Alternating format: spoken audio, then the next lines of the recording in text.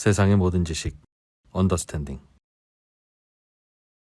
바로 김상훈 기자 만나보겠습니다. 네. 김상훈 기자는 네. 오늘 TF.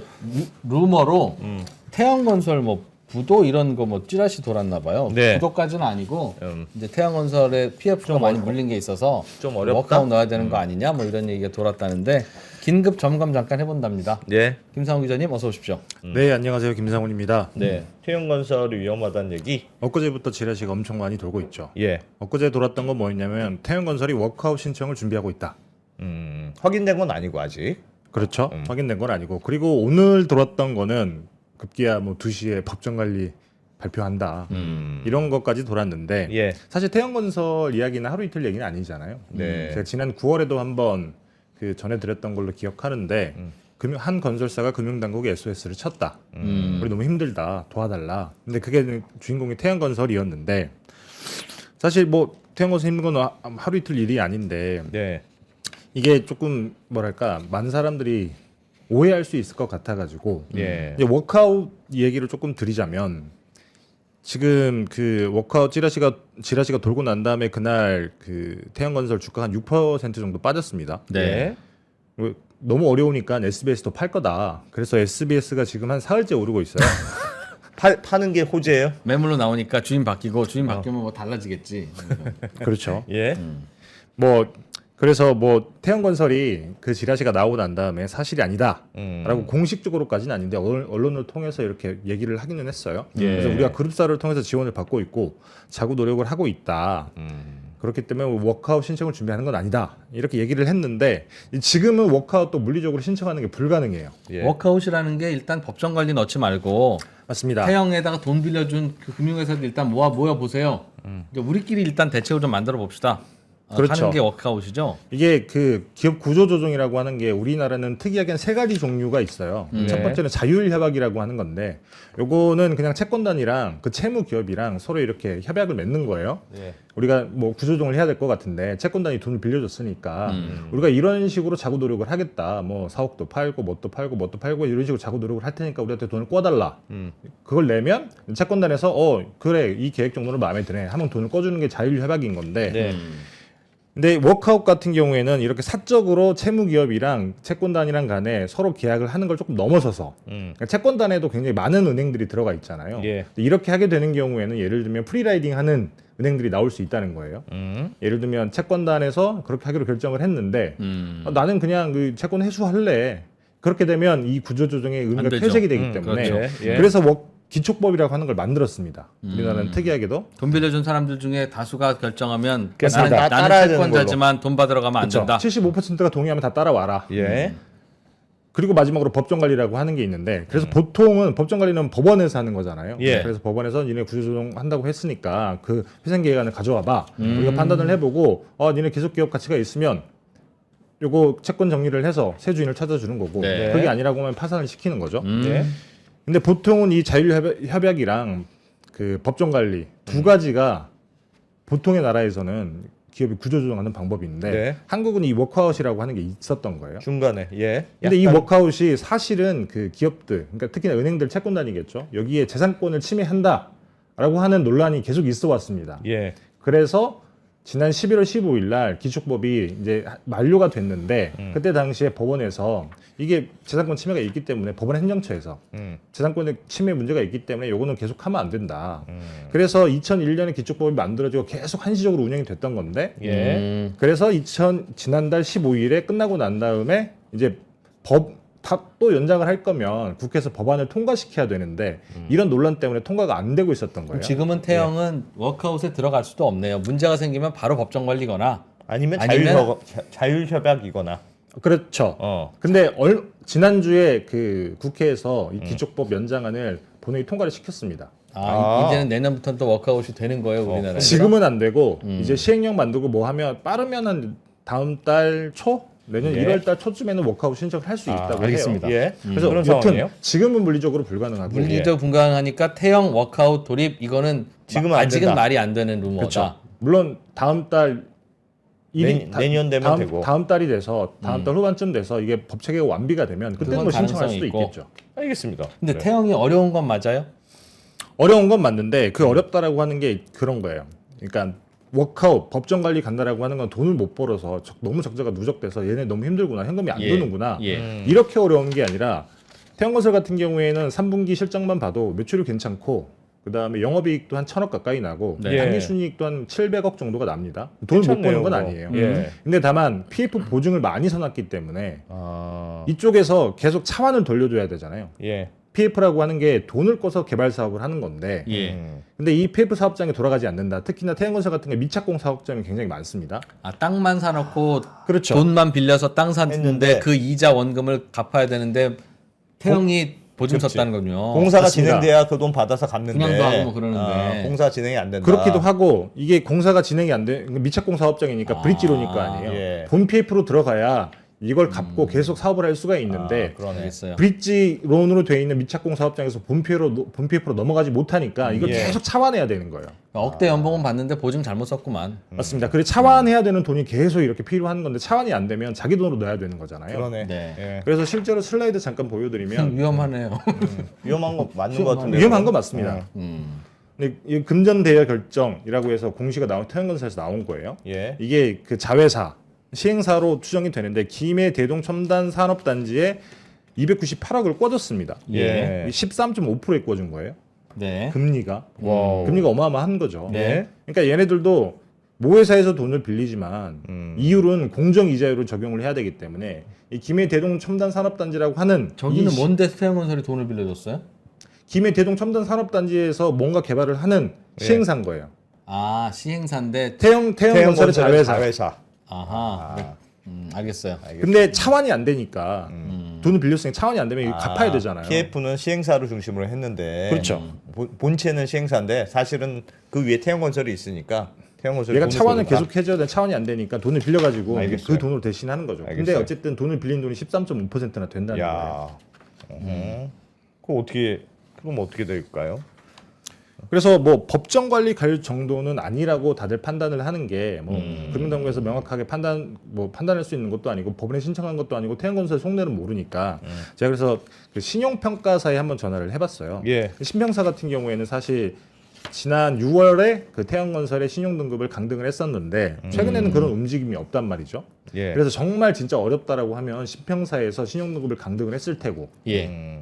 근데 그렇다라고 하면 그게 강등이 되고 난 다음에 너무 어려워져서 법정관리로 신청을 하거나 이런 수순으로 갈 텐데 아직까지 그런 움직임은 없어서 당장에 현금이 마르거나 이런 게 아니라 이 차환의 문제 때문에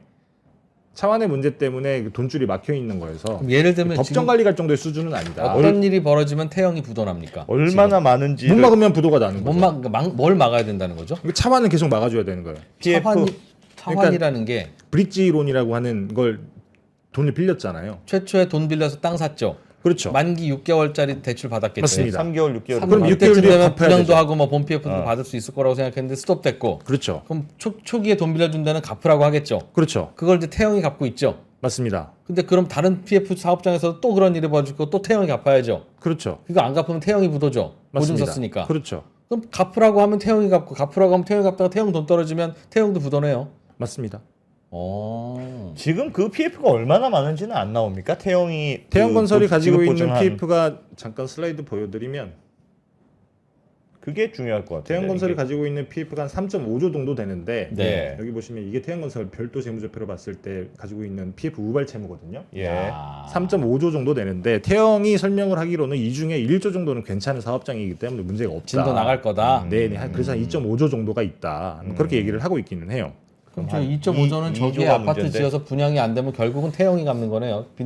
갚아야죠. 허벌판으로 남을 거니까. 그렇죠. 여기 보시면 미착공 사업장이 굉장히 많아요. 태영 같은 경우에는 절반 정도가 미착공 사업장이죠. 아이고야. 그리고 지방에 많이 있습니다. 야. 그렇기 때문에 태양건설이 위험하다라고 해서 신용 등급이 강등이 됐던 거고 계속 예. 어렵다라고 얘기를 하고 있는데 다만 말씀하신 그 지라시가 돌았던 것처럼 진짜 워크아웃을 신청할 정도냐 법정 관리를 신청할 정도냐라고 하면 그건 또 뭐 합리적으로 봤을 때는 그런 상황은 아닌 것 같다. 아닌 것 같은 근거는 뭡니까? 뭐 그게 잘 모를 것 같은데 아직. 그러니까 지금 돈 빌려준 데가 야 태형이 갚어가 계속 하면 태형도 쓰러지는 거잖아요. 채권단은 쓰러지면 다 손해를 봐야 되잖아요. 네. 채권단이 당연히 빌려주겠죠. 주 채권단이 지금 산업은행입니다.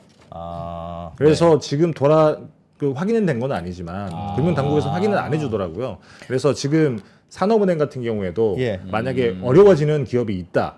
그러면 구조조정본부라고 하는 곳으로 보내요. 예. 그러면 예. 구조조정본부에서 자율 협약을 하거나 혹은 워크아웃으로 처리를 하거나 예. 어쨌든 거기로 갔다라고 좋지 않다라고 하는 건 맞고 그렇기 때문에 돈을 꿔줄 텐데 돈을 꿔주기는 꿔주는데 어떤 방식으로 꿔줄지는 모르죠. 돌려막기를 해야 되는 상황이다 이거군요. 봐줘야 살아날 수 있는 거다. 그렇죠. 그러니까 봐줄 것 같다. 근데 원칙적으로 하면 부도날 수 있으나 맞습니다. 지금 뭐 원칙적으로 할 수 있는 게 상황이 아니니 특히 그렇죠. 주채권은행이 산업은행이고 하면 뭐 아니 금감원장이 그 얘기를 했잖아요. 총선 전에 죽이겠냐 이제 그 생각 할 수 있겠군요. 금감원장이 뭐 놔둘 건 망하게 할 건 망하게 하고 뭐 이렇게 우리가 일부러 살리진 않겠다. 그래서 제가 판단한 건데 저의 추정으로는 갑자기 뭐 태양건설 어려웠던 거 하루 이틀이 아닌데 갑자기 나빠진 것도 없고 예. 근데 갑자기 지라시가 돌았던 이유 중에 하나가 금감원장이 이복권 금감원장이 며칠 전에 갑자기 그런 발언을 한 거예요. 예. 옥석 가리기를 하겠다. 그리고 뭐 시장의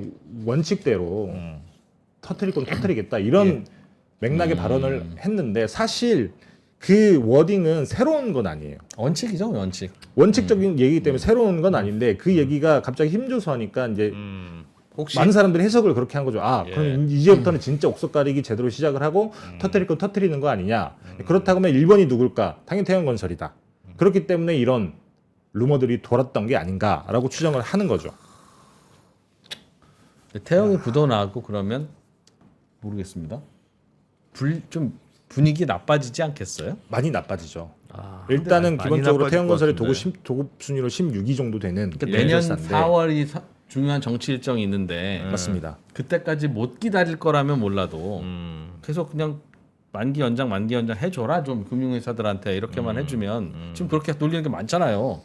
그러니 해줄 것 같은데 굳이 그러니까 굳이 굳이 왜 안 갑자기- 해줄 이유가 있을까? 저도 굳이 안 해줄 이유는 없다라고 생각을 해요. 사실 이게 방법론의 차이긴 하지만 이미 그 금감원장이 얘기했던 것처럼 지금부터 옥석 가리기 시작하는 게 아니라 이미 학원이 있었어요. 예. 그 대주단 협약이라 그래서 일단은 기본적으로 대주단끼리 니네들이 다 그냥 함부로 야. EOD 날리지 말고 잘 협의해서 가라라고 하는 대주단 협약으로 막아놓고 있었던 게 있었잖아요. 예. 그리고 난 다음에 하나둘씩 옥석을 가려서 그런 사업장들은 재구조화한다라고 하는 것들을 진행을 하고 있었는데 그래서 그 대주단 협약이라고 하는 게 전국에 한 187곳 정도가 있는데 그중에 28곳 사업장을 이미 토지가 경북에 넘어가 있습니다.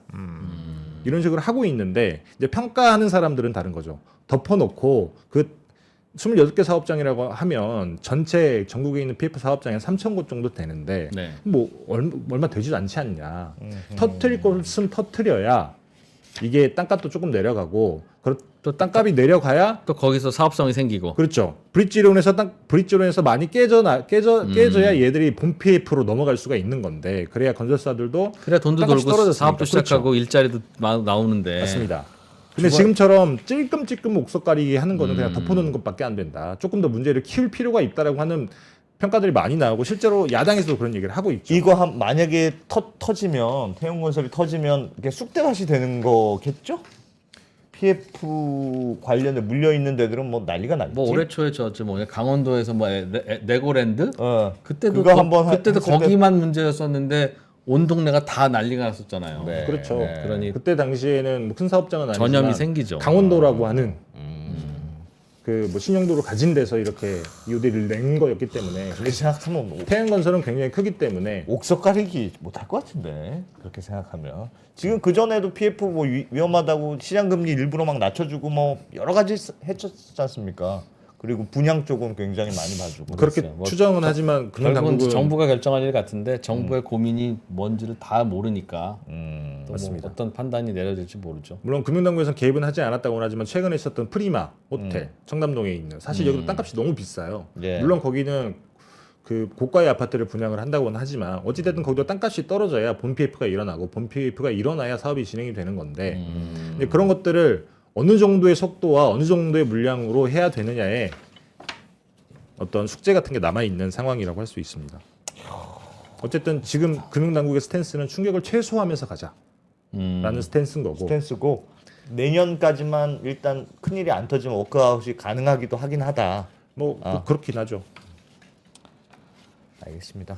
야 불안불안한 상황이네요. 그래도 조심은 하긴 해야 되는데 뭐 어떻게 섣불리 예측을 하기가 어렵네요.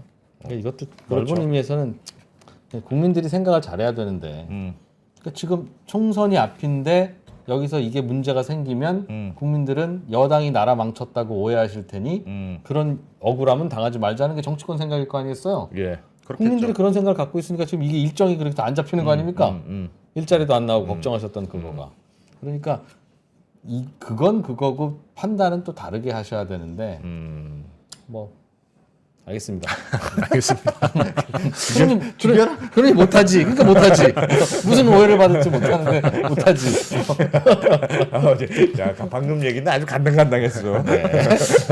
예, 알겠습니다. 알겠습니다. 예, 네. 김상우 기자님 잘 들었습니다. 고맙습니다. 네, 감사합니다. 네. 제가 오늘 그 태양건설 갑자기 어제 오늘 워크아웃 신청했다라는 네. 기사가 나와서 잠깐 업데이트 차원에서 하나 준비를 해왔는데요. 제가 지난 17일에 한번 전해드린 적이 있었죠. 그때는 이게 법이 국회는 통과를 했는데 아직 시행령이 만들어지지 않아서 내년 1월은 되어야 이게 워크아웃 신청을 할 수 있다라고 제가 말씀을 드렸었는데 좀 급하게 돌아가는지 오늘 신청을 했다고 기사가 떴습니다. 뭐 일단 혼선을 드려서 제가 죄송하다는 말씀을 드리고 왜 신청을 했냐라고 하면 내일자로 막아야 되는 상거래 채권이 한 1,500억쯤 있어요. 아, 근데 이걸 막을 돈이 없어서 네. 일단 워크아웃 신청을 하게 되면 이제 채권자들이 모여서 이제 회의를 해서 이 워크아웃을 개시할지 말지 결정을 하는데 네. 그 회의까지 일단 상거래 채권, 그러니까 채권 행사라고 하죠. 네. 만기가 됐으니까 돈을 갚아. 네.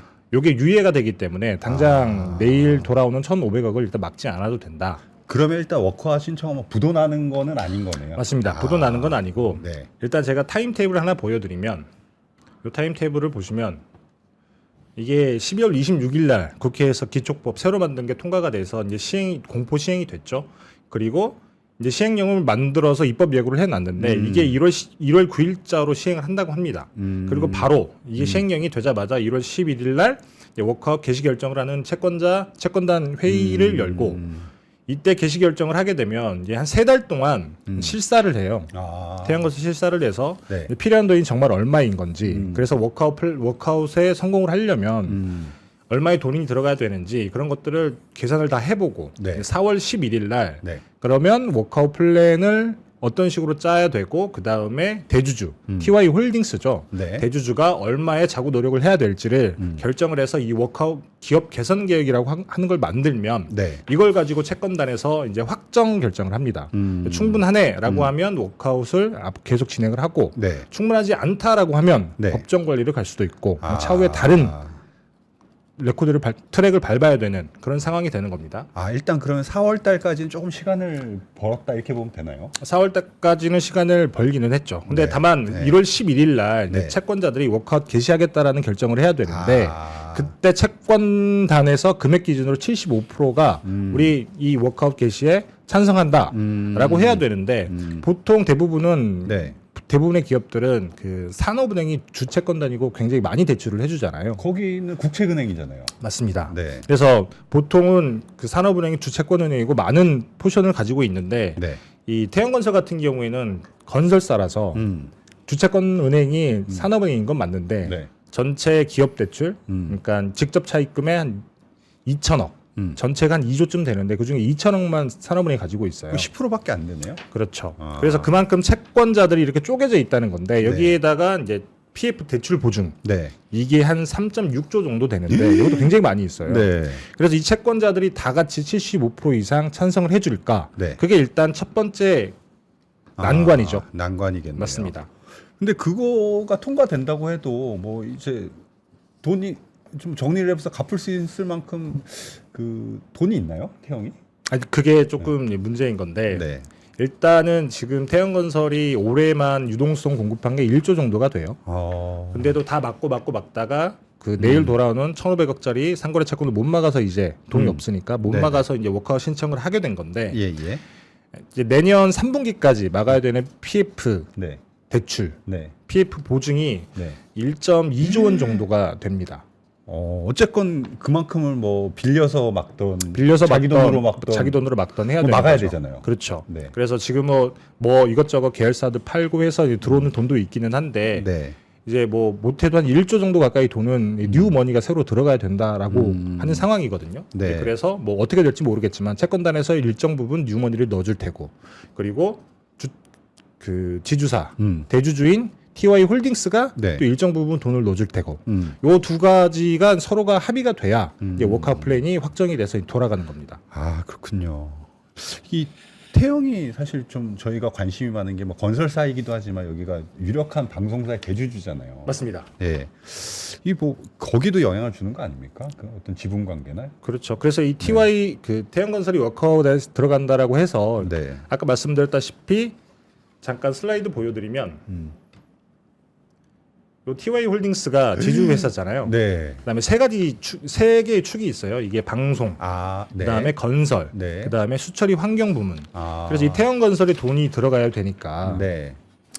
이 태양건설에 돈을 넣으려면 TY 홀딩스 지주사가 네. 이것저것 팔아야 될 거 아니냐. 네. 그래서 이 SBS를 팔 거다. 네. 라고 하는 설들이 지금 시장에 굉장히 많이 돌고 있죠. 그래서 네, 실제로 워크아웃 그 지라시가 돌았을 때도 지금은 오늘은 좀 떨어진 것 같던데 네. SBS 주가가 많이 올랐었습니다.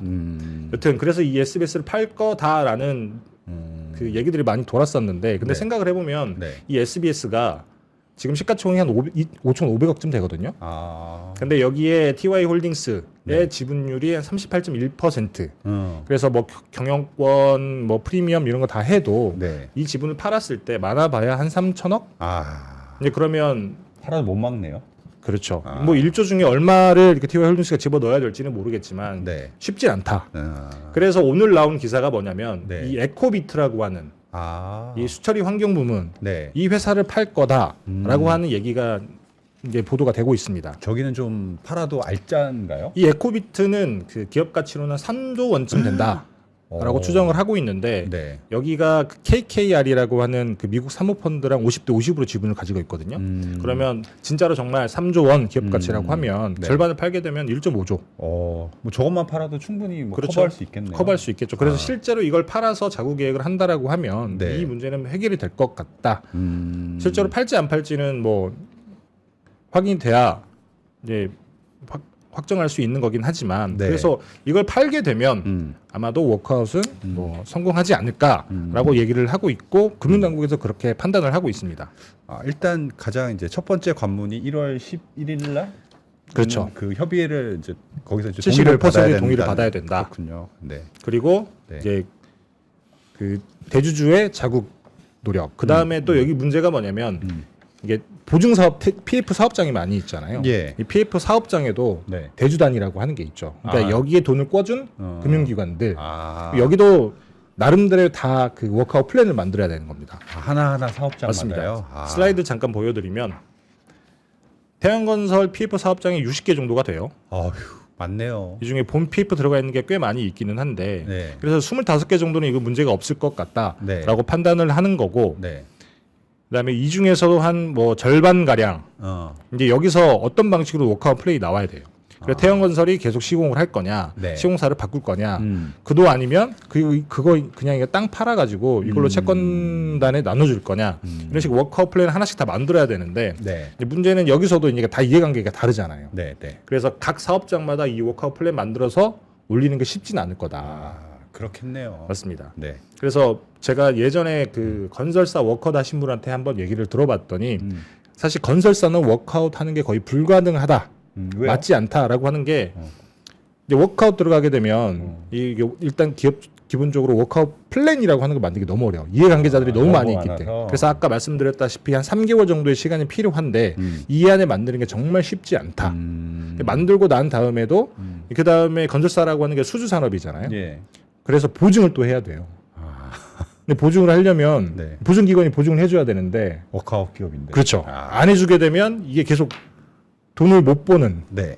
근데 그런 게 악순환이 벌어지기 때문에 진짜 쉽지 않다라고 얘기는 하더라고요. 아, 이게 좀 결과를 잘 지켜봐야겠네요. 지금 건설사회라는 특성도 있고 이게 맞습니다. 어떻게 보면 화약고잖아요. 그렇죠. 우리나라에. 아야.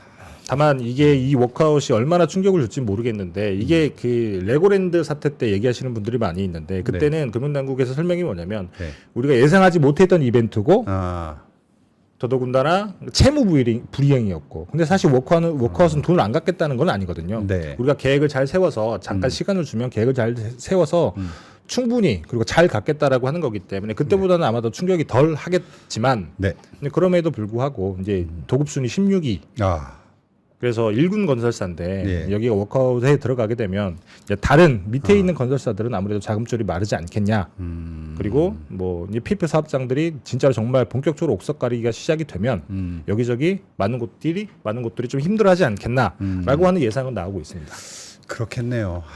이게 또 진짜 요즘 건설 시장이 쉽지가 않아서 이게 어떤 영향을 줄지 어떤 파급력을 가져올지는 조금 더 지켜봐야겠습니다. 맞습니다. 잘 막으면 다행인데 잘 막으면 다행이죠. 잘 못 막으면 이제 그렇죠. 네. 근데 넘어야 할 사안이 한 두세 개 남아 있다. 아 그렇습니다. 태형건설 워크아웃 소식은 너무 중요한 뉴스라서 제가 시간이 날 때마다 계속 업데이트를 해드릴 건데 네. 사실 우리가 우려했던 부동산 PF 위기의 서막 정도라고 할 수 있으니까 이걸 조금 자세히 알아두셔야 할 필요가 있을 것 같아서 말씀을 예. 드리는 겁니다. 그 원인에는 전국적으로 지금 퍼져 있는 부동산 PF 사업장의 문제. 그렇죠. 그러니까 이제 여기저기서 조금씩은 터졌습니다만 이제 태형건설이라고 하는 큰 뇌관을 건드린 건 처음이니까. 이제 또 줄줄이 뭐 그 뒤에 따라올 만한 기업들이 있기도 하고. 네. 이제 그러면 이런 상황이 계속 반복이 될 테니까 자세히 알아두시면 앞으로도 조금 이해하기 편하실 것 같아가지고. 근데 그래서 태형건설은 아는데 SBS도 알고, 근데 워크아웃이라고 하니까 좀 낯설어서 그 다음부터 도대체 어떻게 되고 있다는 거야? 뭐 그렇군요. 모르는 척할 수도 없고 아는 척할 수도 없고. 뭐 그렇죠. 네. 처음부터 조금 개념 설명을 드리자면 이제 워크아웃이라고 하는 건 사실 전 세계에서 한국에만 있는 제도이기는 해요. 네. 보통 기업이 이제 잘 될 때도 있지만 안 될 때도 있잖아요. 예. 안 될 때가 있으면 구조 조정을 해야 되는데 구조 조정에 필요한 게 뉴먼이잖아요. 그러니까 바깥에서 누군가가 돈을 쏴줘야 되는 건데 그 사람을 대상으로 약속을 하고 혹은 그게 안 되면 법원으로 가서 채권을 정리하는 절차를 거치거나. 그래서 보통은 전 세계적으로 봤을 때 글로벌 스탠다드는 채권은행과 그 구조조정을 하려고 하는 기업 간에 서로 이렇게 자율협약이라고 해서 사적 계약인 거죠. 네. 우리가 이런 식으로 구조조정을 할 건데 그러면 우리가 구조조정할 테니까 네가 우리한테 돈 좀 꿔줘. 이런 식으로 하는 방법이 하나가 있고 이제 그렇게도 안 되면 법원으로 가서 그냥 파산 절차를 밟으면서 채권을 정리하는 이 두 갈래의 길이 있는데 한국에만 유독 워크아웃이라고 하는 이런 제도가 있는 거예요. 이게 중간 단계쯤이라고 생각을 하시면 되는데 이 두 개의 장점을 섞기는 했는데 그렇다 보니까 단점이 있기도 하고 그러니까 자율협약이라고 하는 게 가장 큰 문제가 뭐냐면 그러니까 사적 계약인 경우에는 은행들이 많이 있을 거 아니에요. 예. 한 곳 은행에서만 돈을 꼬는 건 아니니까 그래서 사적으로 서로 간에 약속을 하다 보니까 어떤 은행은 그래 네가 구조조정 약속을 한 게 있으면 나 그 믿을 수 있으니까 이 정도 돈을 꿔줄게. 근데 다른 은행은 안 그럴 수도 있잖아요. 그렇죠. 돈을 네가 꿔주고 나는 그냥 채권을 회수할래. 근데 그러면 A 은행이 돈을 꿔줄게 하더라도 네, B 은행이 나는 못 믿어. 채권 회수할래. 뭐 안 그래도 담보도 있고. 맞습니다. 그러면 그 사람은 어차피 파산이잖아요. 근데 그렇게 되는 경우에 지지부진하게 예. 있다가 결국에 법정 관리로 갈 수 있다라고 하는 그런 문제가 생겼기 때문에 보통 해외에서는 잘 돌아가고 있기는 한데 아하, 네. 그래서 한국에서는 IMF 때 워크아웃이라고 하는 걸 만든 거예요. 그러니까 법 속으로 집어 넣어버린 거죠. 아, 요건 법이니까 따라라. 맞습니다. 그래서 주로 이제 채권을 갖고 있는 은행들에게 하는 말이겠네요. 맞습니다. 그래서 75%의 동의를 받으면 네. 나머지 25%의 의사가 어찌하든지 간에 니네는 채권 회수 못해. 아. 그리고 우리가 협의한 대로 채무 탕감은 이 정도 하고 쟤네들이 필요한 만큼의 얼마 정도의 돈을 각기 나눠서 대출을 해줘야 돼. 이런 식 합의를 하는 겁니다. 75%가 그렇다고 하면 25%는 돈 빌려준 차용증 분명히 들고 부들부들 떨고 있는데도 야, 돈을 더 내야 된대. 그럼 야씨 더 내야 되고. 맞습니다. 못 그래서 받고. 그렇죠. 그래서 이게 사실 한국에만 법으로 있기는 한데 법리적으로 봤을 때도 문제가 있어 보이잖아요. 그렇긴 해요. 그래서 예. 계속 한시적으로 3년씩 해서 계속 한시적으로 일몰을 시켰다가 다시 만들고 일몰을 시켰다가 다시 만들고 일몰을 연장하고 이런 식으로 계속 한시적으로 만들어왔던 거 지금도 그렇게 한시적으로 가고 있는 거죠. 아무리 생각해도 사회주의 제도 갖고 좀 이상하긴 한데 일단 급하면 그렇게라도 해서 위기를 넘겨야 되니 참 마지막으로 한 번만 합시다. 이게 빠르게 정리를 할 수 있으니까. 그렇지. 너도 나도 또 우리는 그냥 빚잔치 해야 되겠습니다. 은행장님이 돈 받아오라고 했어요라고 하면 맞습니다. 그리고 안 되니까. 한국처럼 금융시장이 사실 관치 중심으로 돌아가는 시장이 없기도 하고 한국적 특수성이긴 합니다만 뭐 여튼 그래서 알겠습니다. 태형건설이 이제 워크아웃을 신청을 했고 네. 예, 그래서 지금 나오고 있는 말이 뭐냐면 일단 워크아웃을 하겠다라고 했고 워크아웃을 개시할지 말지를 이제 채권단들이 모여서 다음 주죠. 11일에 모여서 서로 이게 회의를 합니다. 그래서 75% 동의가 나오면 워크아웃을 개시를 하는 거고 75%의 동의가 나오지 않으면 네. 이제 뭐 돌아오는 뭐 대출금을 못 막을 테니까 그 네. 법정관리로 가게 되겠죠. 그게 부도인 거죠. 맞습니다. 그런데 돈 빌려준 사람 입장에서는 네.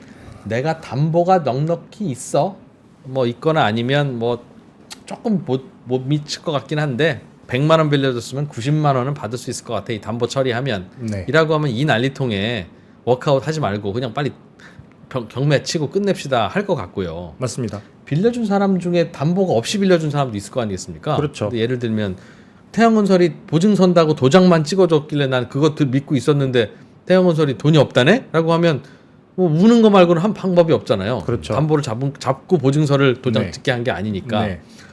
그런 쪽은 야 워크아웃이든 뭐든 뭐라도 좀 하자.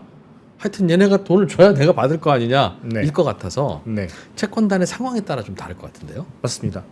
아. 그래서 채권단의 그 구성이 어떻게 되느냐. 예, 그래서 예. 채권단의 숫자도 굉장히 중요하고 채권단마다 채권단에도 뭐 예를 들면 금융기관이 다 똑같은 금융기관은 아니잖아요. 네. 은행이 있을 수도 있고 그다음에 뭐 다른 뭐 저축은행 같은 이금융권. 것들이 있을 수도 있고 제2금융권이 들어가 있을 수도 있고 그다음에 건설사 같은 경우에는 PF를 해준 그래서 태양건설이 지급 보증이라든지 다른 어떤 방식 뭐 책임준공이라든지 이런 식으로 그러니까요. 예. 신용 보강을 해준 그 채권을 들고 있는 그 보증 채권자들도 있고 그러니까요. 오빠 믿어잖아요. 태양건설이 맞습니다. 보증서 뒀다는 건, 야 담보는 더 그런 거 그냥 내가 난 못 믿어라고 한 그거라서 네. 그거 믿고 있었던 곳들은 어떤 상황입니까? 채권단 은행들은 지금? 제가 조금 차근차근 설명을 드릴 텐데 알겠습니다. 제가 마음이 좀 급해서. 지금의 뉴스를 먼저 말씀을 드리자면 어쨌든 워크아웃을 하겠다라고 신청을 했고 네. 금융당국에서 발표를 했어요. 지난주였잖아요. 네. 그때 지난주에 금융당국에서 어떻게 얘기를 했었냐면 당장에 돌아오는 1,485억 원의 상거래 채권이 있다. 이거는 태양건설이 갚아줄 것으로 우리가 기대를 한다. 예상을 한다.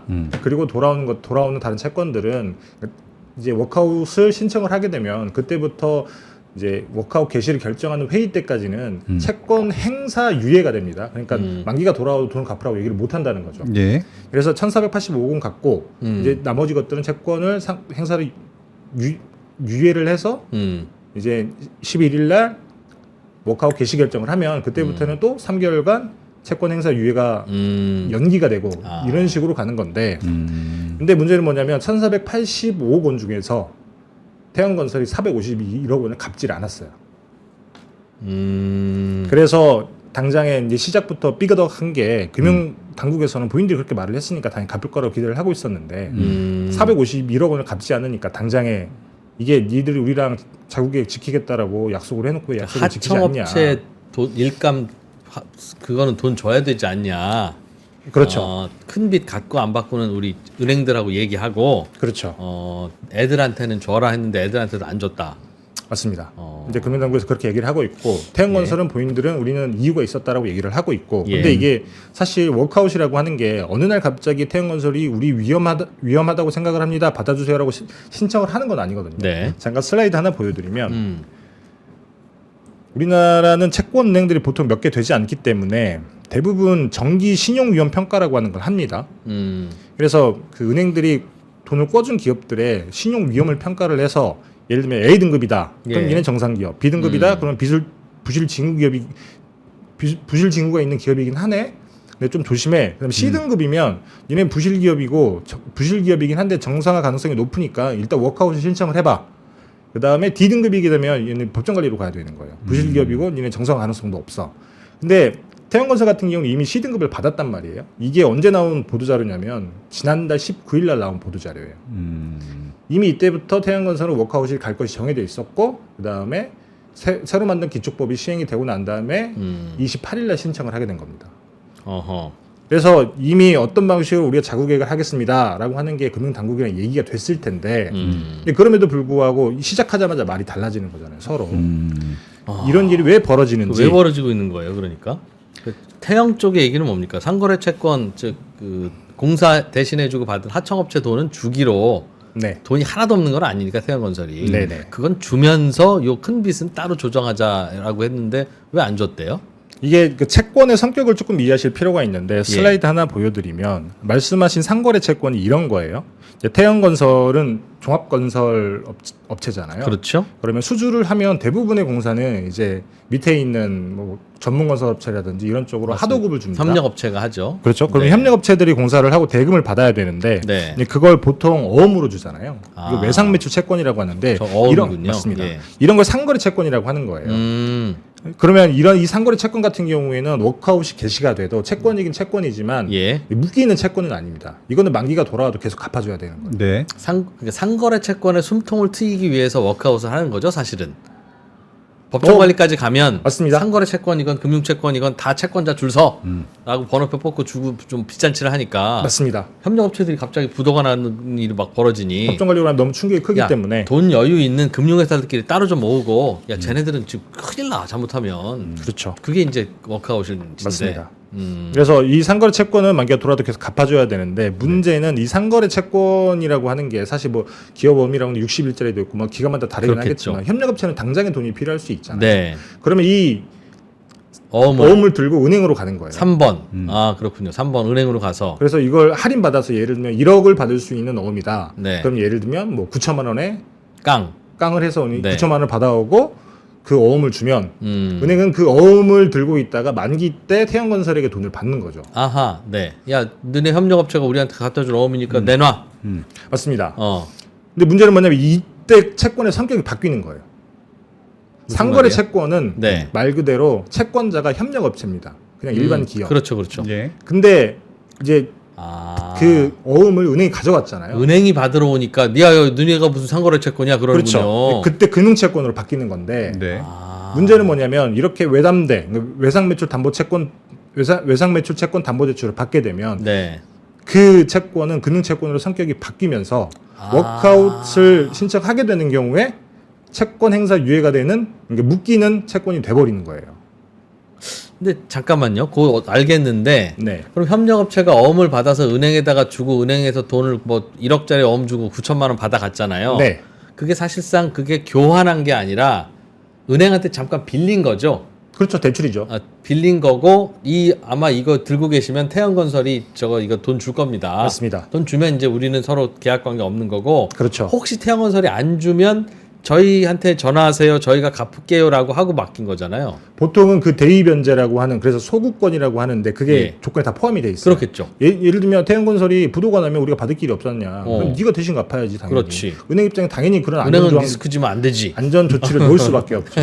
그래서 그렇죠. 이것 때문에 애매해지는 거예요. 아. 말씀드렸다시피 이게 법적인 지위 있는 금융 채권인데 네. 그렇기 때문에 채권 행사가 은행이 유예가 들고 되는, 있으니까 안 갚, 금융 만기가 돌아도 채권인데. 안 갚아도 되는 그런 채권인데 성격으로 봤을 때는 상거래 채권 상거래 채권 엄깡한 그 채권이니까. 맞습니다. 근데 태형건설이 야 우리는 은행한테는 워크아웃 기간에는 돈 안 주기로 했어.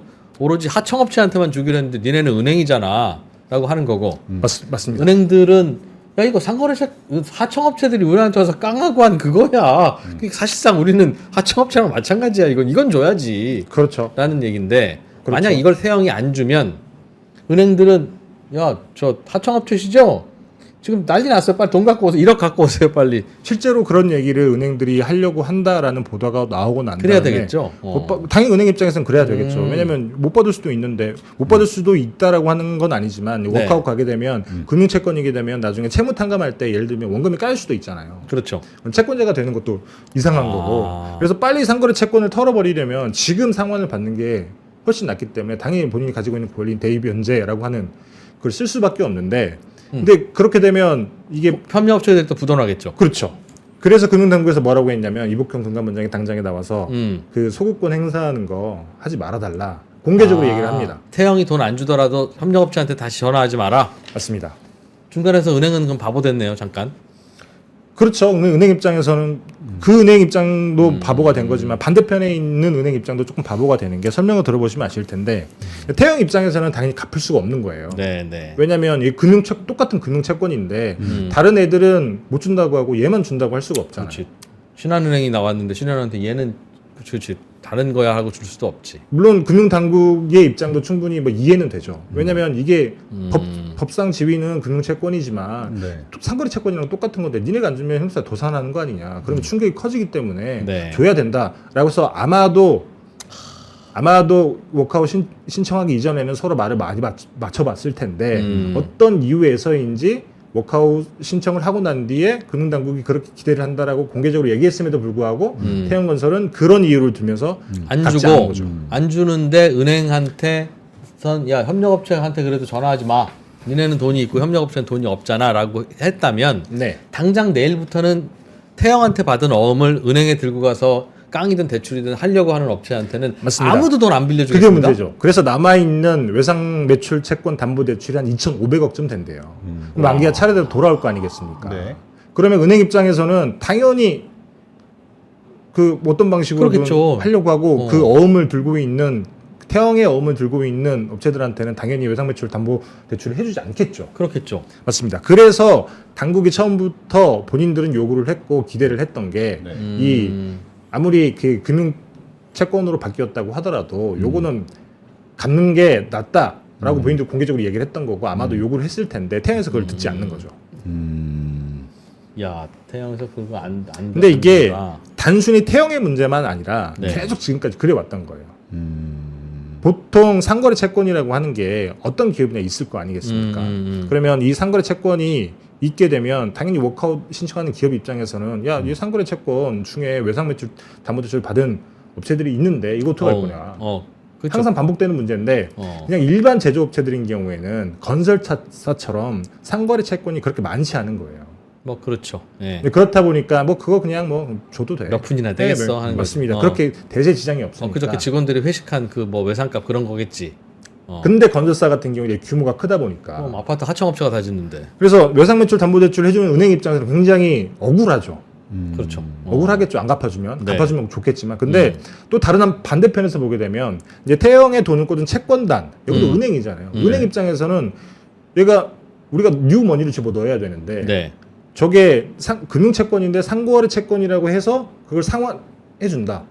그러면 그만큼 돈이 더 들어가야 돼요. 그렇지. KB가 넣은 돈 신한은행이 상거래 채권이라고 하고 받아가는 거지. 맞습니다. 그러니까 채권은행 입장에서는 당연히 찬성할 수가 없어요. 근데 이게 워크아웃 법안에 이럴 경우에 어떻게 하라고 법이 없어요? 없습니다. 아주 전형적인 사례일 텐데. 그래서 그 사실 기축법이라고 하는 게 와. 좀 법리적으로 문제가 많은 법이에요. 그러니까 사실 태형 입장에서도 그렇고 금융당국 입장에서도 그렇고 서로 줄다리기만 하고 있지 이렇게 저렇게 어떻게 결론을 낼 수 없는 상황이 된 법을 거죠. 만들 때 이건 굉장히 늘상 있을 만한 상황이어서 상거래 채권은 예외다라고 하면 그걸 깡해서 은행이 들고 오는 그 상거래 채권이 원천이 된 그 채권도 예외인지 아니야 은행이 오면 무조건 이거는 스톱이야 인지를 빨리 법으로 정해놨어야 되는 거예요. 그래서 사실 그 건설사라든지 혹은 조선사라든지 이렇게 조금 하도급 업체들이 많이 있는 이런 제조업체는 사실 기축법으로 워크아웃하는 게 굉장히 힘들다고 하는 게 이런 이유 때문인 겁니다.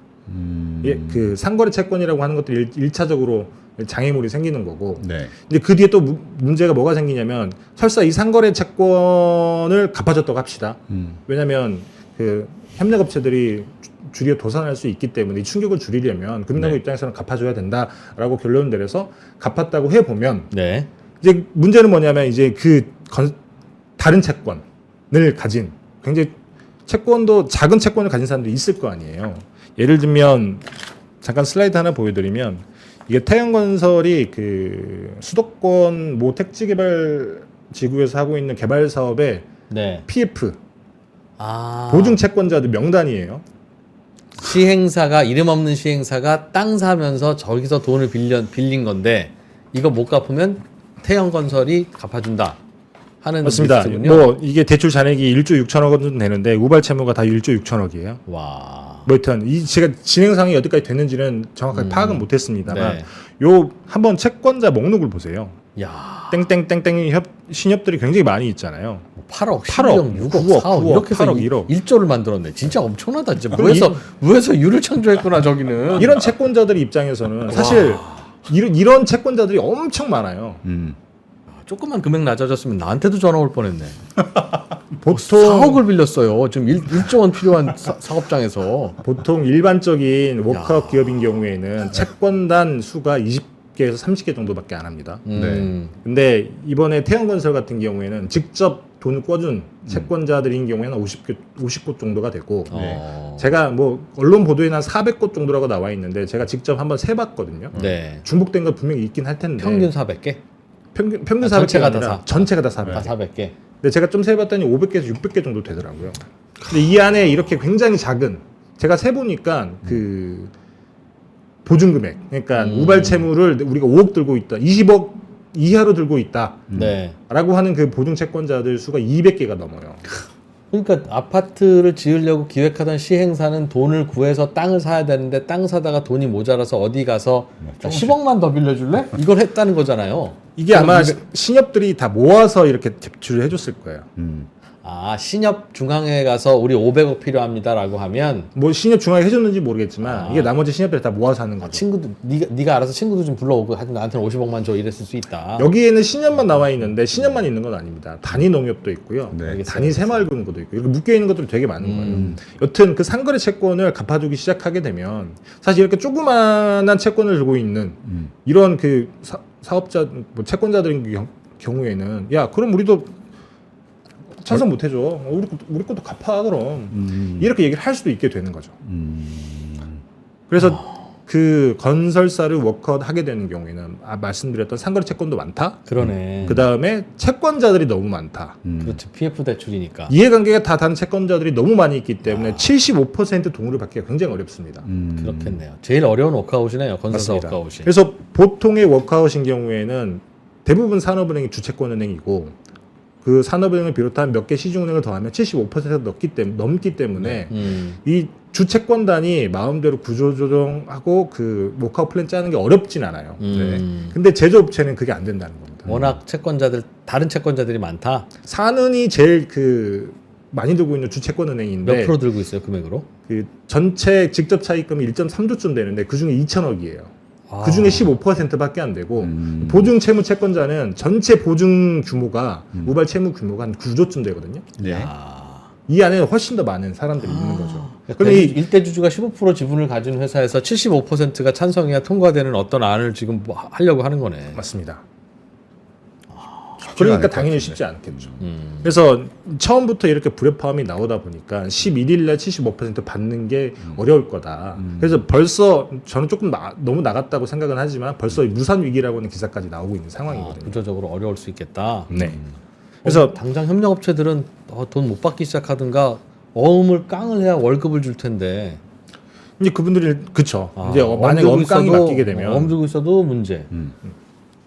이제 가서 받으려고 해도 어음을 받을 텐데 이건 돈이 아니니 또 문제. 그렇죠. 그래서 금융당국 입장에서 이거 어떻게든 해결하고 싶지만 어쨌든 기축법이라고 하는 게 그렇게 정해놓았으니 네. 태영건설이 그렇게 하겠다고 한들 강제할 수가 없는 상황인 거죠. 그래서 사실 이런 모습을 보기는 쉽지는 않지만 금융당국이 계속 이렇게 언론을 통해서 얘기를 하거든요. 야 니네 우리랑 약속을 했는데 갚기로 해놓고 태양건설이 저러고 있대요라고 금융당국이 얘기하고 있다는 거죠. 이제 그 태양건설이 이러고 있습니다라고 하는 걸 뭐 금융당국에서 얘기를 해서 언론사에서 기사를 썼는지는 모르겠지만 그 기사가 나오고 난 다음에 금융당국에서 뭐라고 하냐면 우리랑 약속을 했는데 약속을 지키지 않았다. 그래서 얘네들이 이 약속을 지키겠다라고 하는 이행 확약서를 태양건설 이사회를 통해서 TY 홀딩스겠죠. 뭐 어쨌든 그룹의 네. 이사회 의결을 받아가지고 이 이행 확약을 무조건 하도록 하겠다. 라고까지 언론을 통해서 얘기를 하고 있는 상황입니다. 야, 근데 그거는 금융당국의 입장은 이해가 되는데 네. 태양건설과 TY홀딩스는 서로 다른 법인이고 주주도 다 다르잖아요. 아 그렇죠. 근데 우리가 그동안 하지 말라고 한 게 얘가 문제가 됐다고 해서 그룹의 다른 계열사를 동원해서 뭘 하지 말라는 거 아니었습니까? 근데 그거 하겠다는 거는 또 말이 안 되지 않아요? 뭐 이행 확약서의 주체가 누군지는 모르겠어요. 주체까지 나오지는 않았는데. 야, 이거 골치 아파지네 진짜. 그래서 사실 한 IMF 이후에 한 20년간 그 워크아웃을 했던 제 취재원이 있어서 제가 전에서 뭐 물어봤어요. 그래서 그분 말씀은 뭐냐면 사실 건설사는 워크아웃 하는 게 거의 미션 임파서블이다. 네. 굉장히 어렵다. 사실 생각을 해보시면 그러네요, 구조적으로. 한 10년 전에 그때도 PF 사태가 터지고 글로벌 금융이 오고 난 다음에 PF 사태가 터지고 이러면서 그때 건설사들이 100 100위 안에 있는 건설사들 중에 한 절반 정도가 망가졌거든요. 그 중에 살아남은 기업이 별로 없습니다. 기억하실지 모르겠지만 풍림산업이라고 하는 기업이 있었어요. 네. 지금도 있긴 있습니다. 아이원. 그렇죠. 풍림아이원. 네. 그때 도급순위가 19위였거든요. 워크아웃 갔다가 결국에 제대로 살아나지 못하고 지금 98위예요. 그러니까 이런 층층이 쌓여 있는 그런 그 구조적인 문제를 해결하는 것도 어렵지만 설사 워크아웃을 시작을 했다고 하더라도 수주산업 같은 경우에는 또 PF 보증을 해야 되잖아요. 그래서 우리가 뭐 아파트 공소공사를 맡으려면 여기 뭐 지급 보증을 하든 책임증후 확약을 하든 어떤 방식으로 신용보각을 해줘야 이걸 따올 수 있는 건데 이거를 사실 워크아웃 기업이기 때문에 할 수도 없고. 할 수도 없고 받아주지도 않겠죠. 한다고 믿어주지도 해도. 그렇겠죠. 오빠 믿지 하면 이제 못 믿지. 맞습니다. 그러니까 저절로 쪼그라드는 거군요. 맞습니다. 이런 일을 당한 건설회사는. 그렇죠. 사실 그래서 그분 말씀은 사실 건설사는 워크아웃을 살리는 게 거의 미션 임파서블이다. 그럼 만약 시작부터 마지막까지. 안 된다 하면 법정 관리로 들어가서 태형건설 이 보증선 것 때문에 믿고 있는 채권자들 다 모아하고 그래도 땅은 사놨을 거니까 아파트 분양은 못했어도. 네네. 근데 그 땅을 하나하나 이제 경매를 하든 팔든 해가지고 그쵸. 마운든 돈으로 이렇게 빚잔치를 하게 된다. 이제 만약에 그렇게 되면 이거는 새 주인을 찾아도 살아날 기업이 아니다. 그러네요. 싶으면 그런 식으로 법원이 정리를 하는 거고 그게 아니라고 하면 살아날 게 충분히 기미가 보인다라고 하면 채무탕감은 조정을 해서 새 주인을 찾아주겠죠. 예를 들면 쌍용건설이 그런 식으로 워크아웃을 오랫동안 하다가 다시 졸업을 했는데 다시 좋아지지 않아서 법정관리 갔다가 뭐 두바이 투자청에 팔렸다가 지금은 세아그룹에 가 있는 건데 뭐 이런 식의 길을 밟아야겠죠. 물론 금융당국과 뭐 주채권단이 이렇게 충분히 그 복잡하고 그 이해관계 얽혀 있는 문제이긴 하지만 제대로 이렇게 합의를 이끌어내서 워크아웃에 성공할 수도 있습니다. 성공할 수도 있는데 구조적으로 이런 문제가 있다라고 하는 거는 알겠습니다. 알아둬야 하지 않을까. 그게 지금 당장 시작부터 벌어지고 있는 일이다라고 하는 겁니다. 워크아웃에 성공한다는 건 합의를 본다는 거죠. 75%가 동의해서 오케이. 그럼 우리는 일단 3개월 동안 빚 안 받고 한번 기다려 보겠습니다. 또 안 되면 3개월을 또 한번 기다려 보겠습니다가 있을 수도 있습니다.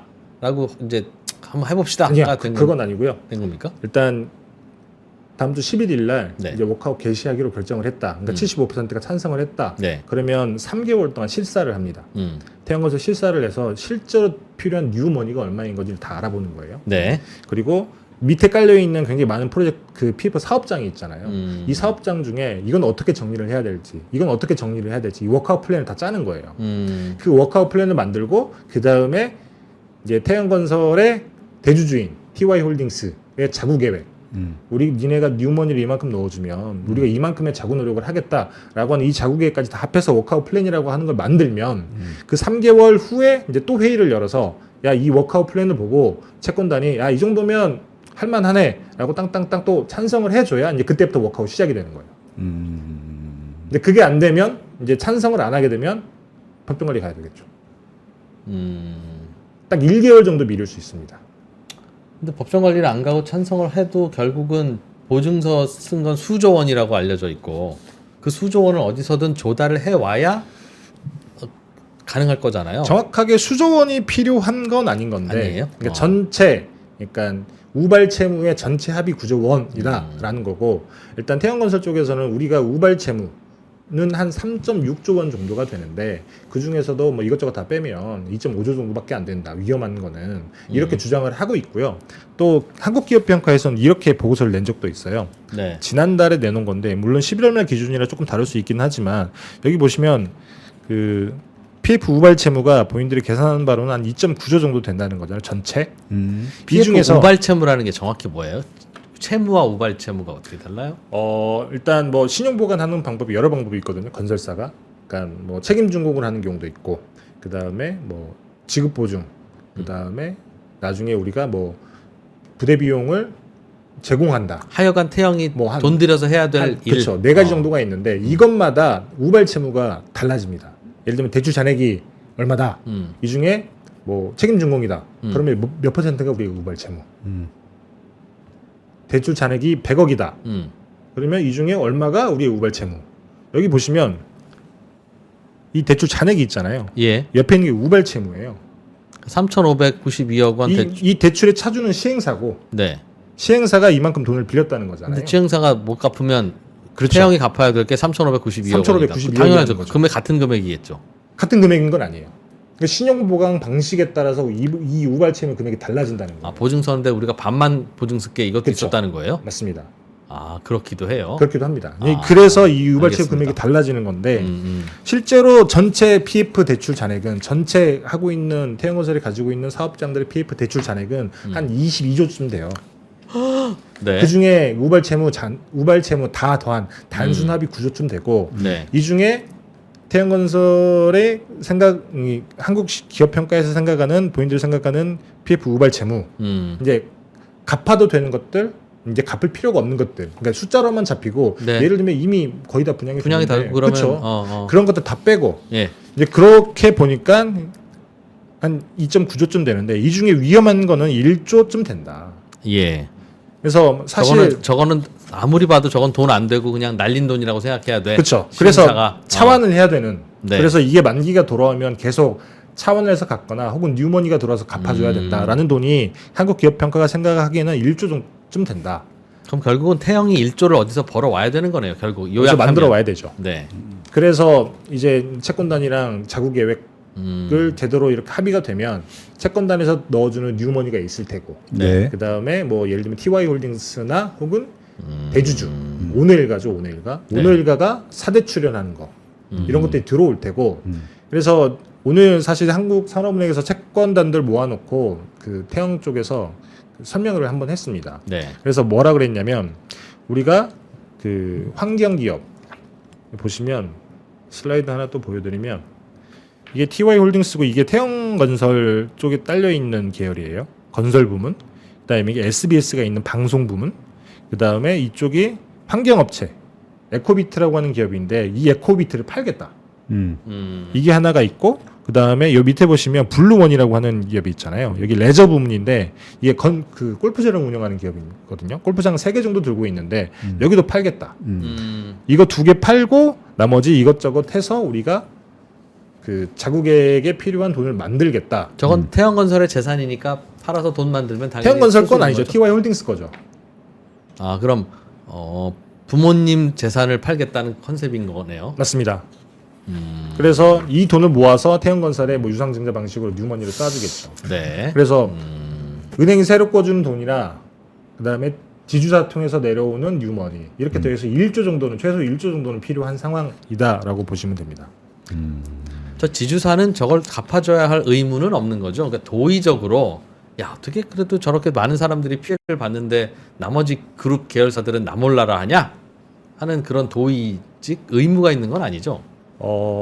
사실 뭐 파산법상 있는 건 아니죠. TY홀딩스가 지원하든 네. 대주주가 지원하든 기축법이 그러니까 그걸 의무적으로 규정을 한 건 아닌데 네. 사실 국민정서법이랑 비슷한 겁니다. 국민정서법. 그러니까 왜냐하면 대주주가 어쨌든 저거잖아요. 경영 실패 책임이 있는 거기 때문에 말씀하신 것처럼 주주평등의 원칙이라고 하면 물론 경영 실패한 대주주가 당연히 일정 부분 책임을 많이 지겠지만 주주들이 다 책임을 져야 되는 게 맞을 수도 있다라고 생각을 할 수도 있겠지만 하지만 알겠습니다. 우리는 지금까지 워크아웃을 그렇게 해왔거든요. 20년 동안. 어휴.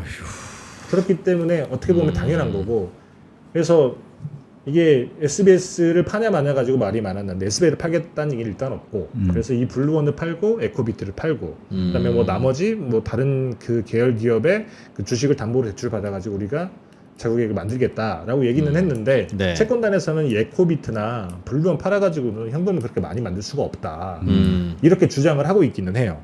뭐 그래서 뭐 SBS를 팔아야 되는 거 아니냐라는 얘기도 계속 나오고 있고 그 다음에 채권단 쪽에서는 하는 얘기가 뭐냐면 그래 뭐 TY홀딩스 가지고 있는 이런 거 파는 걸로도 돈이 안 나온다고 하면 여기 그 오너일가가 당연히 사대 출연을 해야 되는 거 아니냐.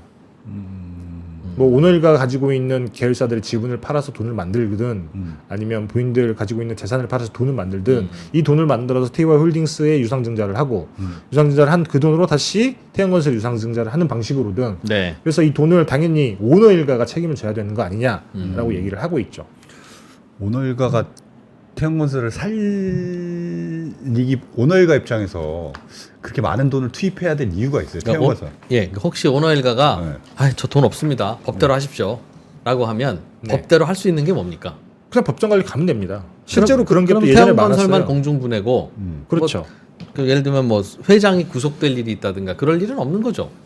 경영 실패가 형사 처벌 받을 일은 아니니까 배임이나 이런 게 아니라. 2011년에 LIG 건설이라고 하는 데가 채권단이랑 상관없이 그냥 바로 법정 관리로 갔습니다. 네. 네. 그게 예전에 건영건설을 LIG 그룹이 인수해서 LIG 건설로 된 건데 그때도 PF 때문에 결국에는 돌아오는 걸 막지 못하니까 그냥 법정 관리하고 하고 신청을 해버린 건데 예. 뭐 별일이 있었던 건 아니에요. 그냥 어. 도덕적인 지탄을 받을 뿐이에요. 지탄.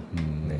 그리고 지탄은 각자 사람에 따라서는 그게 얼마짜리라고 판단할 수 있는 거고. 최소 5,000원짜리. 그것도 하고 원래는 옛날 뭐 우리 정부가 그냥 뭐야? 뭐 남산으로 불러? 뭐 이럴 때는 그냥 하라면 하는 거였지만 지금은 금융당국도 태영이 말을 안 듣는데요? 라는 식의 발언을 할 정도면 이미 아웃 오브 컨트롤이라는 뜻인데 그렇죠? 이게 아마 줄다리기일 수밖에 없는 게 말씀드렸다시피 사실 워크아웃을 신청한 기업을 가지고 있는 그룹 입장에서는 얘를 지우는 게 좋긴 하지만 그럴 수 없는 상황들이 많이 있을 수 있잖아요. 예를 들면 태원 같은 경우에는 만약에 우리 그냥 워크아웃 안 하고 그냥 법정 관리 갈래. 우리 금융당에서 원하는 거 별로 들어오고 싶지 않아. 그렇게 생각을 한다고 해서 강행을 했다 칩시다. 네. 그러면 SBS는 예. 방송사업자잖아요. 예. 방송사업자 허가권을 정부가 쥐고 있으니 이제 거기서- 그럴 수 있을 거라고 저희가 추측을 할 수 있는 거기서 거죠. 괘씸죄는 그건 정부가 할 수 있는 그러면 것이다. 그게 갱신이 안 된다라고 하면 이런 문제가 생길 수도 있는 거고. 근데 그것도 그냥 밉다고 갱신을 안 시키면 그건 또 안 되는 건데. 나중에 다 소송 아닙니까? 다른 이유가 있으면 이거와 무관하게 뭐 당연히 규제를 해야 되는 것이고. 그래서 어떻게 보면 이제 사업하는 사람 입장에서 아주 냉정한 시각으로 보게 되면 TY홀딩스 밑에서 제일 잘 나가는 데가 에코비트예요. 네. 근데 이걸 팔아가지고 제일 사실 어떻게 보면 못난이라고 할 수 있잖아요. 자, 알짜를 아이고. 팔아서 천덕꾸러기를 살리는 거네요. 뭐 기업의 모태라고 할 수 있긴 하지만 사실 요즘 건설 사업이 돈을 버는 것도 아니고 사실 업황에 따라서 너무 심하기도 하고. 알겠습니다. 자, 언더스탠딩의 김상훈 기자의 멋진 브리핑에 네. 의미 없는 2%의 사족이었습니다. 예. 고맙습니다. 네, 감사합니다. 자, 태영건설 이야기. 예. 지금 어떻게 더 돼가고 있습니까? 네, 안녕하세요. 김상훈입니다. 네. 시간이 얼마 없는데 네. 제가 오늘 전해드릴 얘기는 지금 채권단이랑 태영건설 쪽에서 싸우고 있는 것 중에 하나가 우발 채무가 얼마냐예요. 이게 굉장히 중요한 이유가 뭐냐면 이 우발 채무가 얼마냐에 따라서 들어가야 되는 뉴머니가 얼마인 거고 그다음에 태영건설의 자구 계획이 얼마쯤은 나와야 되고 그다음에 그 오너 일가의 사대 출연이 얼마나 될지 이게 나와야 되는데 그렇겠죠. 채권단에서 주장을 하는 거는 네. 직접 차입금이 1.3조고 이건 직접 차입금이니까 우발 채무는 아니죠. 음. 거기에 더해서 이행 보증이 5.5조, 연대 보증이 9.5조 이게 다 우발 채무다. 그러니까 우발 채무가 어마어마하게 많다는 얘기를 하고 있는 거고 태양건설 쪽에서는 무슨 소리냐? 우발 채무는 2.5조 정도밖에 안 된다. 이렇게 주장을 하고 있습니다. 네. 제가 엊그제 그 방송을 하면서 슬라이드 하나 띄워주시면 그때 이렇게 말씀을 드렸어요. 이게 11월 말 기준으로 봤을 때 한국기업평가에서 계산을 해보니 PF 우발 채무는 한 3조 정도가 되고 네. 이 중에 실제로 현금이 필요한 건 1.1조 정도 되더라. 그래서 최소한 현금이 1조 정도 필요하다라고 말씀을 드렸었는데 네.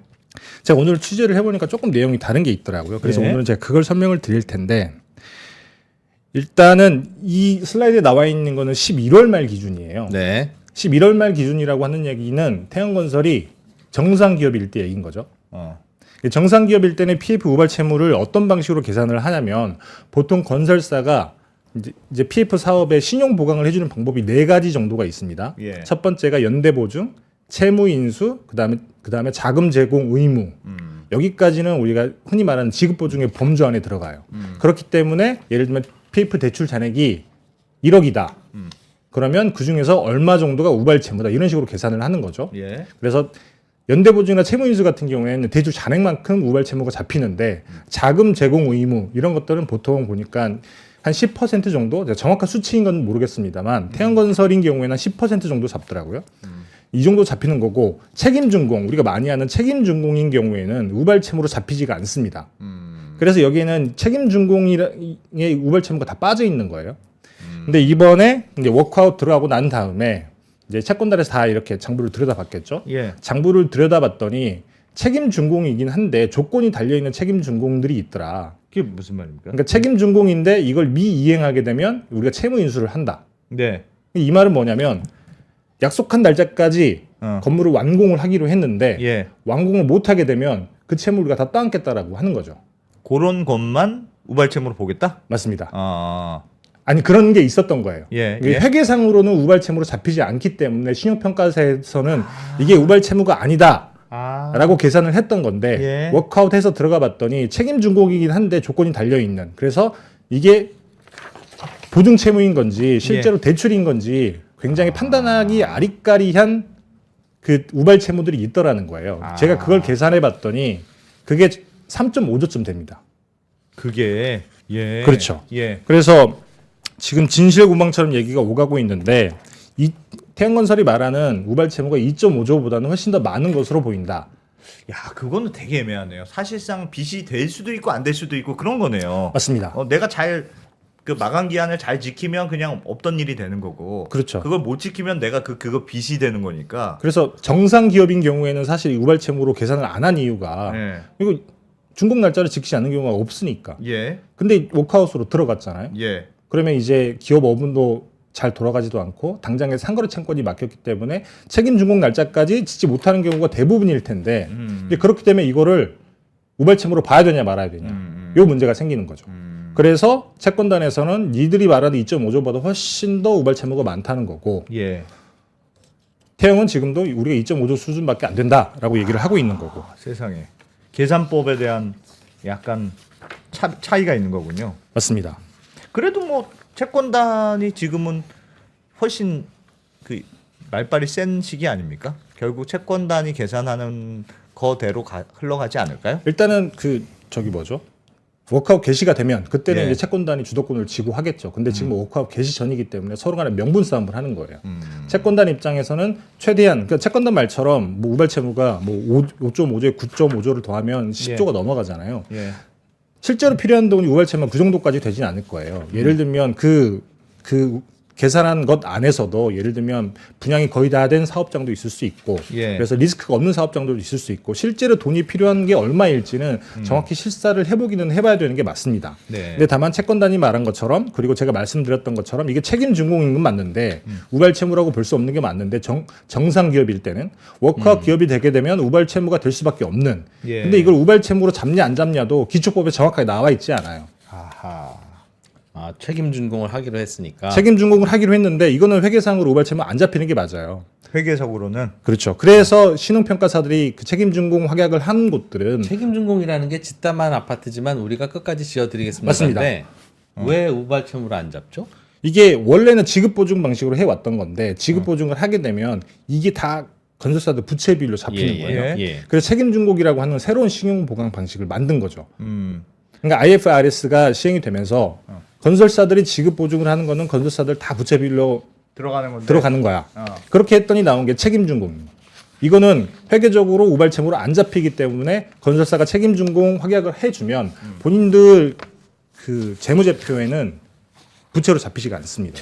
우발채무로 잡히지가 않는다는 책임준공은 거죠. 내가 책임지고 끝까지는 지어줄게. 딱 거기까지만 책임을 지는 겁니까? 맞습니다. 그러니까 허허벌판에 아파트 짓겠다고 시행사가 찾아왔는데 그 돈을 빌려달라고 해서 그 돈을 빌려줘야 하는 그 새마을금고나 뭐 이런 제2금융권은 우리가 널 어떻게 믿냐? 우리가 널 어떻게 믿냐? 네가 안 갚으면 태영이 와서 갚는다고 보증서 가져와. 그게 연도보증이거나 채무인수이거나 그렇죠. 그런데 그거는 못 해주겠답니다라고 할 때 그 대신 태영이 우리가 이 땅을 사기만 하면 책임지고 건물은 지어줍니다. 분양이 되든 안 되든 그냥 다 책임 준공까지 해준다고 했습니다. 네. 그럼 여러분은 다 분양 지어졌는데도 완공 후 미분양일 때만 리스크가 생기는 거 아닙니까? 그거죠. 그러니 그렇죠. 설마 그렇겠습니까? 돈 빌려주십시오. 이게 사실상 보증이나 마찬가지입니다. 그렇게 했다는 거군요. 그렇죠. 그렇게 해왔는데 워낙에 좋다 보니까 이제 그때부터 모르겠습니다. 이제 PF 해주는 그 금융기관들이 좀 더 요구를 했겠죠. 니네 알겠습니다. 이게 책임 준공 안 되면 어떻게 될 거냐. 그래 지금은 너무 허허벌판이면 네.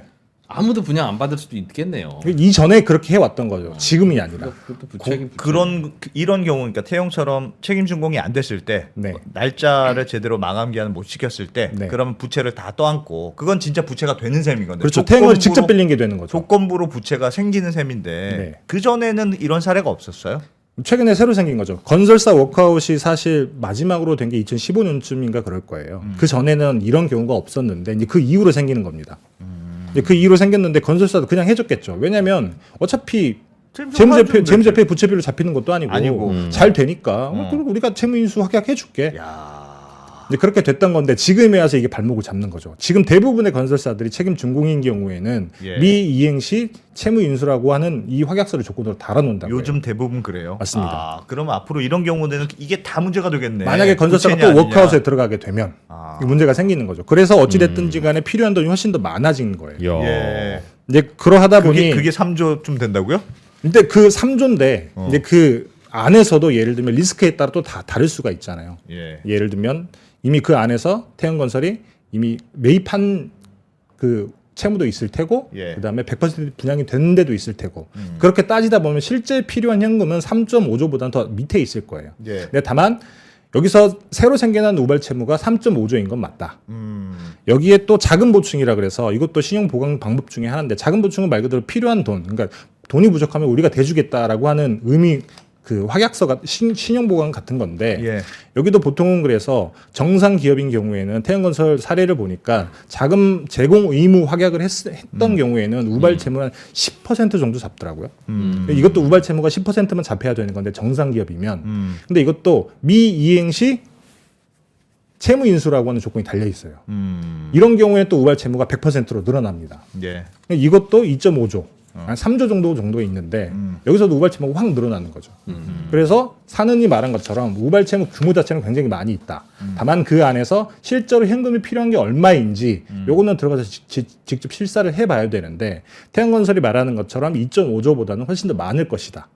이렇게 볼 수 있다라는 겁니다. 이렇게 되면 그 거기에 대한 분장이 있어요. 그리고 지금 말씀하신 대로라면 그 부채 우발 채무가 더 늘어난 걸로 계산이 될 수도 있을 것 같은데 맞습니다. 그러면 지금 태양건설이 워크아웃 들어가는데 문제가 많이 생깁니까? 생길 수밖에 없죠. 지금 당장에 태양건설이 주장하는 건 우리 우발 채무가 니네들이 말하는 것처럼 많지 않으니까 자구 계획은 우리가 내는 걸로도 충분해라고 주장을 할 수 있지만 우발 채무가 더 많아지게 되면 자구 계획을 훨씬 더 많이 세게 내야 되는 거죠. 그래서 오늘의 뉴스의 요지는 워크아웃 합의가 안 될 가능성이 크다. 있다. 그런 얘기네요. 커졌다 생각보다. 그리고 와. 합의가 되더라도 이 문제는 해결 안 될 가능성이 더 크다. 맞습니다. 메워야 할 돈이 많고 그렇죠. 결국 그건 채권단이 손해 보거나 뭐 태형 쪽에서 손해 봐야 되는데 어쨌든 채권단도 이럴 거면 그냥 법정 관리 보내시죠. 할 가능성도 높고. 그럴 가능성도 매우 높고 그리고 실제로 워크아웃이 개시가 75% 동의를 받아서 개시가 된다고 하더라도 예. 개시되기도 쉽지 않은 게 아까 말씀드렸던 그 책임 준공 미이행 시 채무 인수 이 약정을 해 놓은 경우에는 그러면 이 채권 보증 채권자들을 금융 채권자로 둬야 되는지 보증 채권자로 둬야 되는지가 굉장히 달라져요. 굉장히 많은 밑에 있는 단위 농협 이런 것들, 단위 협동조합들이 그 안에 들어가 있는데 금융 채권자가 되면, 그러니까 대출 채권자가 되면 워크아웃이 개시가 되고 난 뒤에 직접 뉴머니를 집어 넣어야 됩니다. 그렇겠죠. 아하. 근데 뭐 사업 보증하고 이런 지역 단위 음. 협동조합들이 그 뉴머니를 뉴머니를 집어 넣을 어디서 수가 넣겠어요? 있겠습니까? 예. 그러면 만약에 기축법으로 판단이 어렵긴 하지만 채권단에서 이거는 야. 대출 채권자로 봐야 된다라고 판단을 내리게 되면 뭐 금융당국에서 당연히 해줘야겠지만 여기는 그러면 대출 채권자가 되는 건데 이 사람들이 다 그 뭐랄까요 그 75% 동의 우리 워크아웃 갑시다라고 하는데 손을 들어줄 거냐 이런 문제가 또 손 생기는 들어주고 거죠. 나면 돈 더 내야 되는데. 맞습니다. 그 전문가들 사이에서 그건 논란이 있는 주제입니까? 아니면 야 이거는 거의 우발채무로 봐야 되겠네. 그러니까 말씀하셨던 책임준공으로 어허. 끝나는 게 아니고 잘 안 되면 그 부채 이렇게 인수할게요. 이렇게 보면 이런 것 같고 저렇게 보면 저런 것 같은데 이거는 여전히 논란이 있는 주제예요? 아니면 사실상 채권단의 주장대로 거의 갈 것 같습니까? 논란이 있는 주제인 게 이거는 사실 채권의 성격을 법에서 정해줘야 되는데 예. 기축법에 없는 거예요. 제가 아는 바로는. 그래서 채권단에서 가장 골치 아파하는 게 최근에 문제가 되는 게 TY홀딩스의 연대보증 문제. TY홀딩스가 태형건설에 연대보증을 해줬는데 태형건설이 워크아웃에 갔잖아요. 예. 그러니까 채권이 묶여 있는 거예요. 근데 연대보증을 했으니까 그 채권을 들고 있는 사람은 지주사를 쫓아가야 되는 겁니다. 그럼 지주한테 가서 돈 내. 그럼 TY홀딩스는 워크아웃 기업이 아니기 때문에 그 갚아줘야 돼요. 이제 갚아줬더니 당장에 금융당국에서 뭐라고 하냐면 니네 니네 뼈를 깎으랬더니 왜 남의 뼈를 깎냐. 이 얘기를 하고 있단 말이죠. 근데 그 연대보증 금액이 얼마인지 몰라요. 제가 재무제표를 찾아봤는데 안 나와 있더라고요. 제가 못 찾는 건가 싶어서 전화해서 물어봤는데 아직까지 답을 받지 못했는데 예. 그 연대보증 금액이 얼마인지 모르고 뭐 당국은 알고 있겠죠. 이 골치 아픈 거 하나. 두 번째가 이겁니다. 책임준공 후 책임준공 미이행 시 채권 인수. 채무 인수인데 채무 인수. 이걸 대출 채권으로 봐야 될지 보증 채권으로 봐야 될지. 진짜 산 넘어 산이구나 여기는. 알겠습니다. 알겠습니다. 네. 이렇게 하도록 하죠. 네. 대형건설 이 이슈는 계속 좀 우리 김상훈 기자가 좀 열심히 팔로우하고 계신데 네, 좀 해주십시오. 끝까지 좀 알겠습니다.